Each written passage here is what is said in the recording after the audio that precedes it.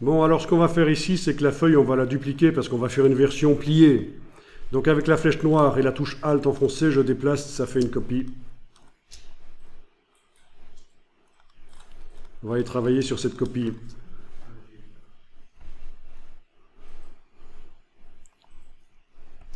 On va aller utiliser un outil qui permet de couper les choses. Donc derrière la gomme, moi je ne l'ai jamais utilisé et franchement je pense que c'est un outil de débutant, mais on ne sait jamais, il y a peut-être un pro qui l'utilise d'une manière extraordinaire.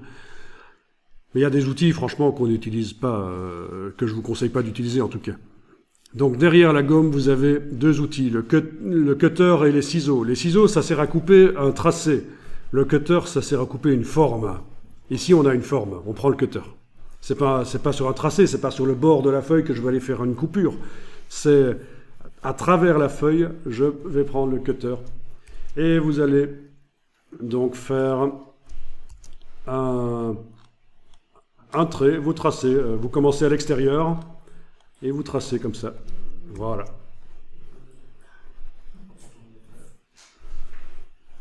Vous avez gardé une copie au cas où. Hein. Donc qu'est-ce qu'on obtient? Deux formes vraiment séparées. Du coup. Et en fait, si on faisait... Oui, tracer une ligne et l'utiliser pour diviser les objets inférieurs, ça aurait fait la même chose. C'est plus rapide, mais c'est moins précis, ce qu'on vient de faire. C'est vrai que la technique de diviser les objets inférieurs aurait bien fonctionné. Je vais montrer. Hein. J'annule là. Avec la plume, si je fais cliquer, glisser, touche, contrôle, voilà, j'ai une ligne. Et si je demande objet tracé, diviser les objets inférieurs, on obtient la même chose, deux formes. Voilà. C'est deux manières de faire, mais le principe est le même. Oui, c'est plus précis la dernière manière de faire, parce que vraiment le tracé qui sert à diviser, on peut le modeler comme on veut précisément. Quoi qu'il en soit, avec la flèche noire, si je clique à côté pour désactiver, puis sur ça, je vois que je peux le déplacer. C'est donc, voilà, la feuille qui a été coupée.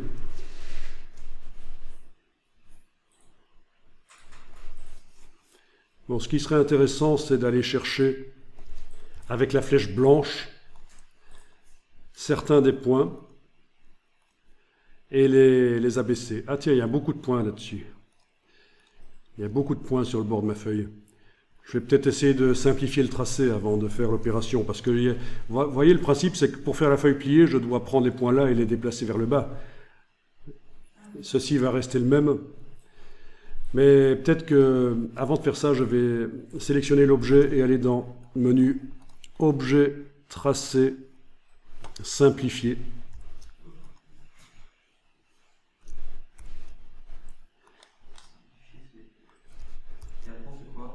Alors je vais appuyer sur les trois petits points ici pour avoir la boîte.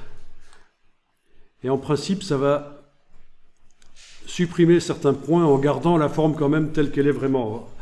Donc du coup, déjà rien qu'en prenant les paramètres proposés par la boîte simplifiée, je pars de 11 points qui faisaient ma forme de feuille et il n'y en a plus que 4 maintenant. Ok. Voyons un peu avec la flèche blanche, si je vais maintenant avec la flèche blanche sur le bord. Ah ben oui, hein, il y a beaucoup moins de points. Donc ça va être facile maintenant de prendre avec la flèche blanche un point du dessus et le mettre en dessous, comme ça. Celui-là en dessous, voilà.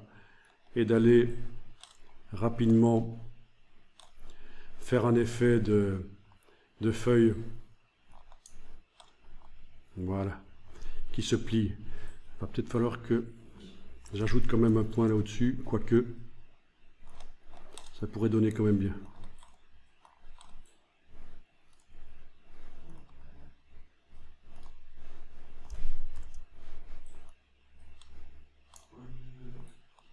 Oui.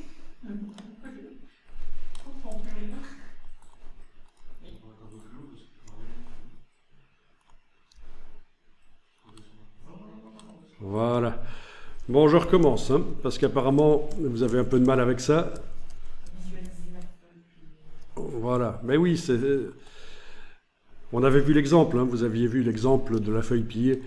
Donc, vous avez les points là. Donc, celui-là du dessus avec la flèche blanche,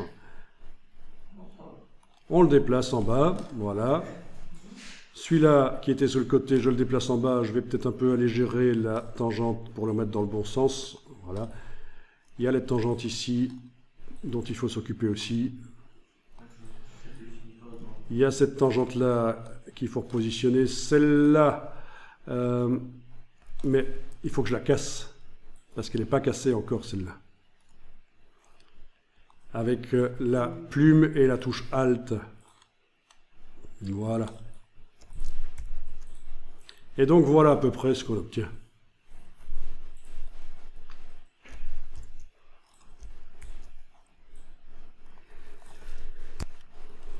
Bon, quand vous avez à peu près ça, vous pouvez enregistrer. C'est du dessin, après c'est vous qui choisissez quelle forme ça doit avoir. Hein. Mais c'est intéressant de le faire ensemble, pas pour apprendre à faire des feuilles pliées, mais pour apprendre à manipuler Illustrator surtout, c'est ça. Hein. Après le style, c'est discutable. Hein. Voilà.